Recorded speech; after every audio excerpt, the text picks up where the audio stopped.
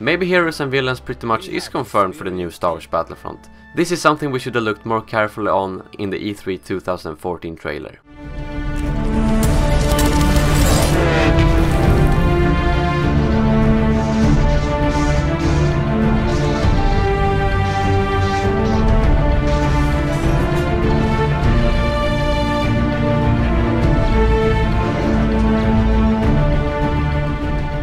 Hey guys, and welcome back to Battlefront updates. Before I start talking about heroes and villains, I just want to point out that the news itself in this video are from E3 this year, just to make sure that no one's watching this thinking I've got some new exclusive news or something like that.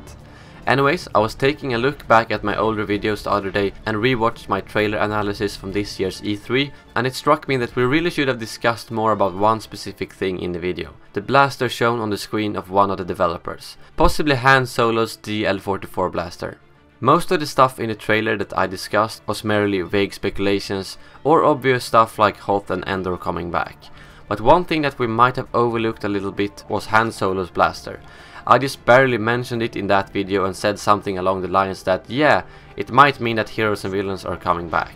But seriously guys, I have no doubt that it is Han Solo's blaster shown in the trailer. Just look at all of these pictures. I truly don't see what other pistol it could be. And on that video, not a single one of you guys argued against me, but if you have any more details on this pistol, please leave it in the comments below, so I won't sit here thinking I'm 100% sure on something that actually isn't true. If this is in fact his pistol, I would actually argue that heroes and villains, or at least some kind of version of that, is confirmed for the game. Hear me out guys. Tell me one good reason as to why DICE would create a 3D model of Han Solo's blaster if he was not in the game. You can see in the short second they show it that it is in fact a 3D model and not just some concept art or something like that. I truly see no reason for DICE to model this gun if he isn't in the game.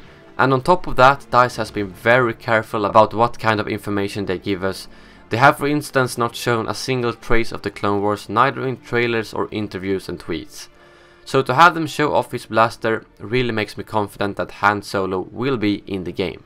And to build further on this, if Han Solo is in the game, doesn't that almost guarantee that characters like Leia and Boba Fett are also in the game, and then hopefully also lightsaber wielders like Luke and Vader.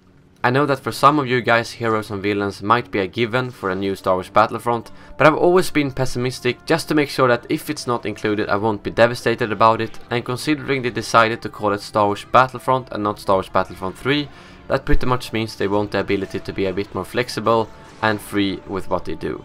So to have stuff like this show up really gets my hope up about heroes and villains or some other version of it. Maybe they will have a better campaign than in the old games, where we will get the chance to play as Han Solo and lead the rebels to the bunker on Endor or stuff like that. I think that would make pretty awesome story missions. Anyways, that was all for this video. I just had to share this thought I had with you guys, and please let me know in the comments below what you think about this. Am I right or am I wrong?